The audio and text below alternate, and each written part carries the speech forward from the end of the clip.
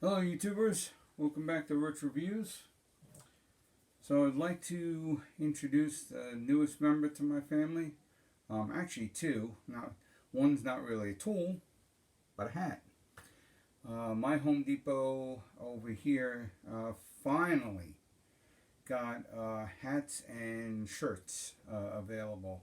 I've seen people posting on Facebook all the time, their Home Depots that have the hats and the shirts, and we never get them.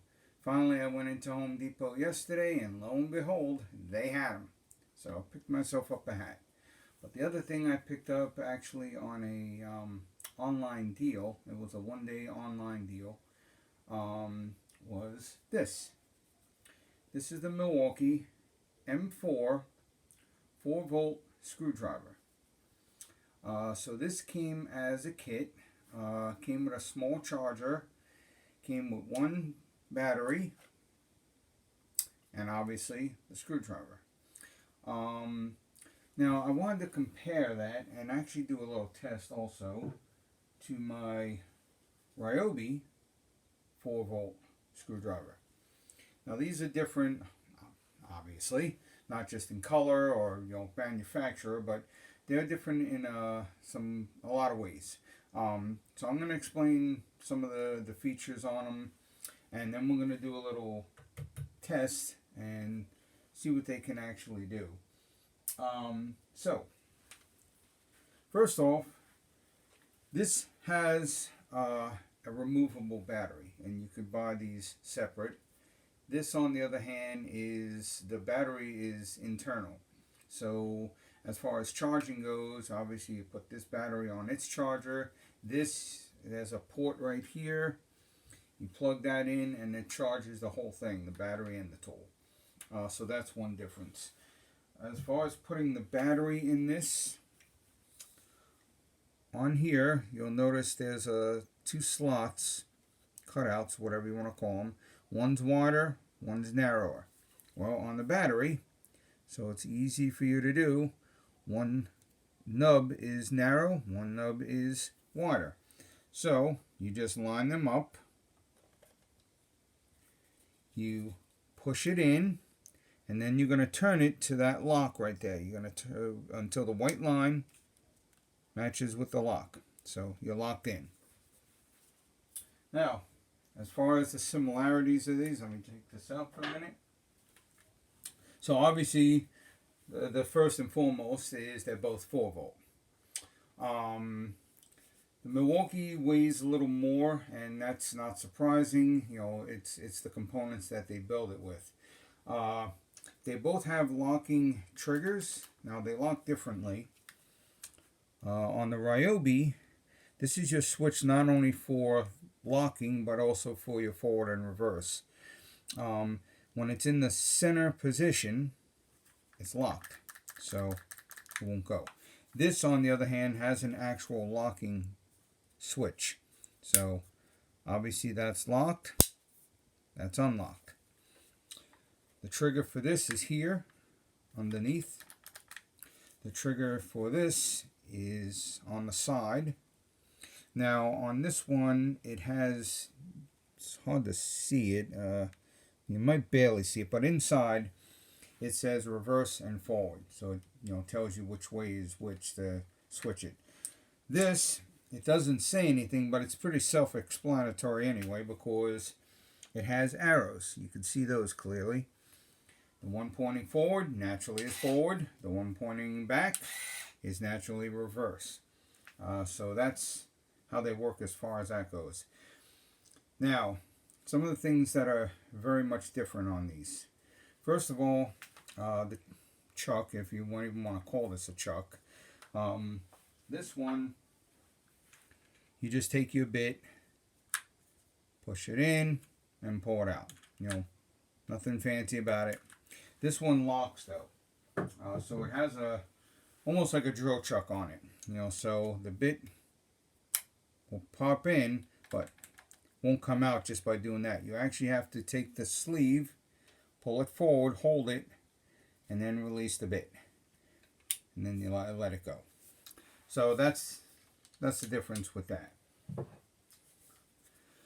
Other difference, this has one speed. You know, there's no multiple speeds on this. It only has one speed. This, on the other hand, actually has two speeds. Speed 1 is going to be your most amount of torque, but your lowest speed. You switch it up to speed 2, and that's going to be your highest amount of speed, but lowest amount of torque.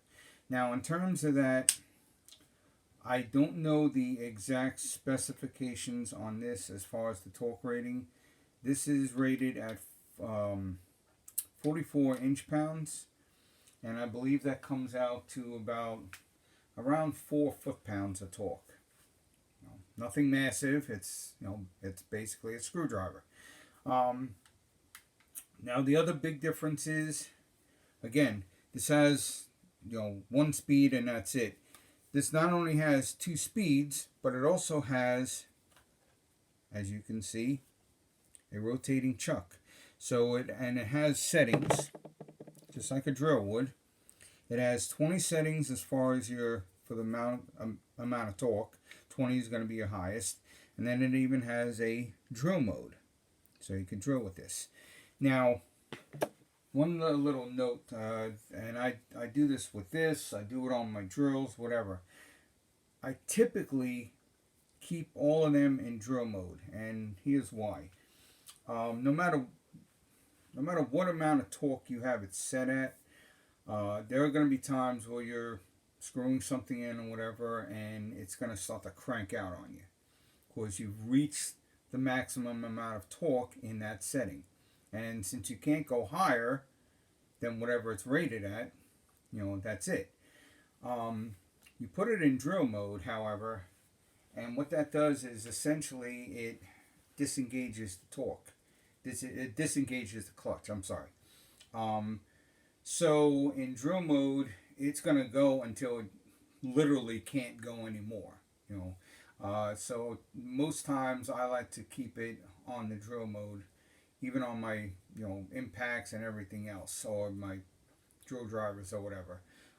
So that's just a little note to keep down. So again, this has a ratcheting chuck on it, so very easy. Turns to whatever you need it for. Obviously, your lowest is going.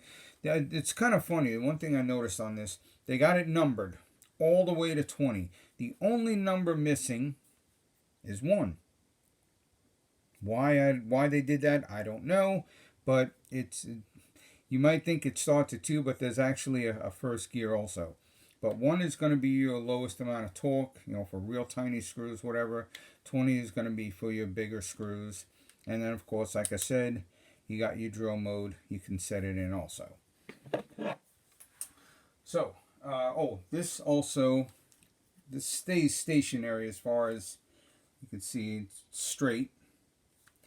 This you can use two ways. You could either use it straight like that, or simple bend, and it becomes like a screw gun. So you could use that either way.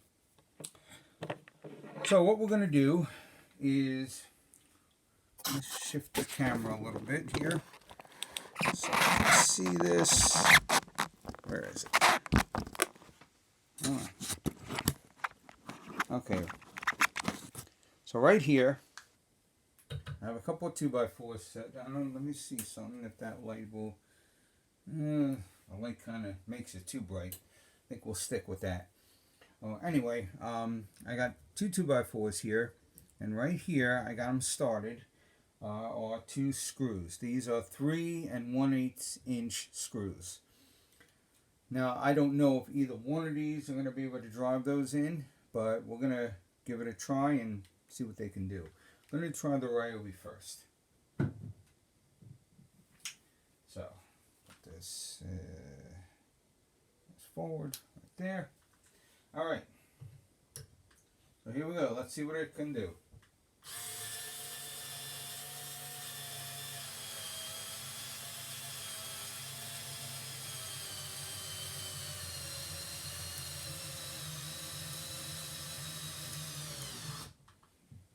Okay. I'm impressed. It did it. if you could hear that, it did sound like it was really starting to bog out and die. It got it just at the surface, but it sounded like it was just about had it. All right, so we're gonna do the Milwaukee next. Again, I got this set in drill mode, so we'll see what it can do. Okay, here we go.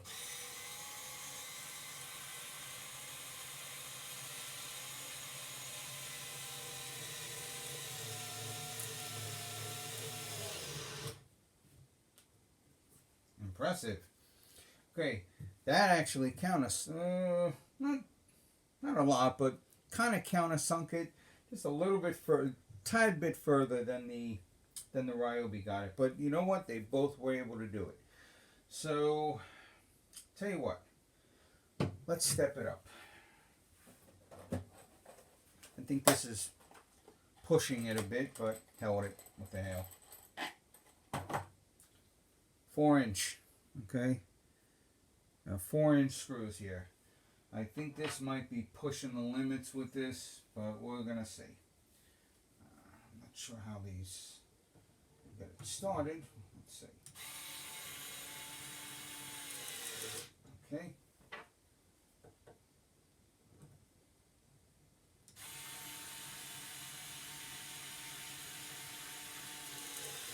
All right, get them. Got them started. Oh, by the way, I forgot to mention that this also has a fuel gauge on it. Now the RYOBI, that's another thing. This has no way of telling how much battery life you have. It's one of those where you just do it until it dies. This, on the other hand, has a battery gauge right here. So as you can see, it's kind of hard to see them singularly, but I got full bar on this. You know, 4 bars, 4 dots, whatever, and they're all lighting up. So that means I still got a full charge. Okay, so we're gonna step this up, and we're gonna try at least and do 4-inch screws. I don't know if either one of these are gonna be able to do it, but we're gonna give it a try. So we'll do the Milwaukee first this time, since I have it in my hand. And here we go.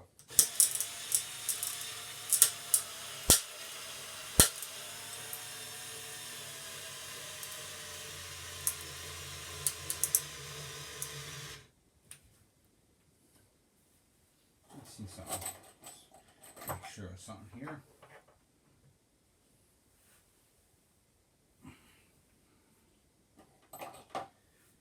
Hold on, I just want to readjust this, because I don't want to screw into my table, and I think this is actually going to go through. Now, I don't know if this is going to make it anyway. It seemed to die out right here, so let's see if I can drive this down the rest of the way.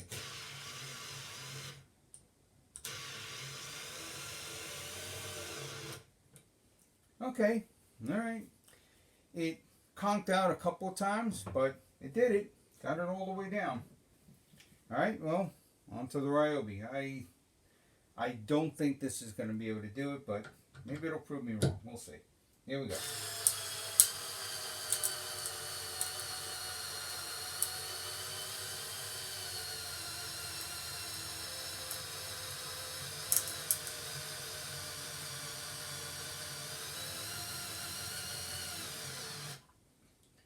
Okay, now that surprised me.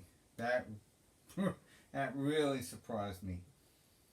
I was able, you saw it yourself, I was able to get this in one shot, did not die. Got it all the way down, just as far as the Milwaukee did. That's impressive. I was not expecting that. So I'm going to try this again with the Milwaukee, but this time we're going to put it in its highest torque rating and just see what that does. I'm curious about that. I must say, no matter what, I'm surprised. Get this started. Okay. Really surprised that was able to drive it all the way down with no hiccups. And this it took a couple of times. Surprised. Let's see what this does now.